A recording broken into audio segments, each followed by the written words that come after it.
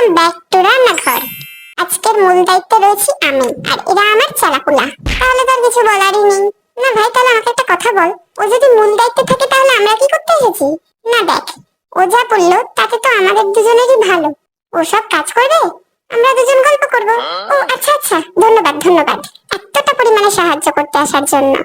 তো আজকে আমরা যেটা বানাবো সেটা হচ্ছে ঝাঁঝি ঘুগসু। তার জন্য সবার আগে পড়তে হবে হাতে গ্লাভস, না হলে সবজিগুলো কাটাকাটি আর ধোয়ার সময় আমার এই নরম নরম হাতে নরম নরম চামড়াগুলো খসখসে হয়ে যাবে।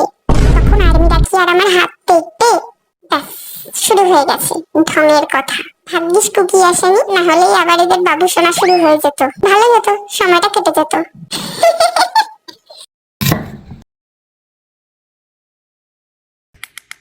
ওই ওয়াও ওয়াও, এইটা বলে কাটিং। এগুলো এই পেঁয়াজগুলোকে একটা পাত্রে তুলে রাখ। আচ্ছা জিনু ভাই, এবারে এই জুচিনিটা কিভাবে কাটবো দেখ। এই জিনু দেখ তো, পেঁয়াজগুলো কি এখানে রাখবো? এই মাথা মোটা এখানে রাখ। ও, তা মাথা মোটা বলছিস কেন? কুকি থাকলে আমাকে সুন্দর করে বুঝিয়ে দিত। তারপর কুকিকে গিয়ে জিজ্ঞাসা কর, একবারই দেখাবো কিভাবে কাটতে হয়। আচ্ছা, এত সোজা জুচিনি এইভাবে কাটতে হয় আসলে? এ তো আমি চেষ্টা করলেও পারবো না। নে, আমার রাখা হয়ে গেছে।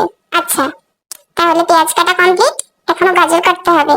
জিনা জুচিনিটা তাড়াতাড়ি কাট। দেখ তো হয়েছে নাকি, দাঁড়া আসছি।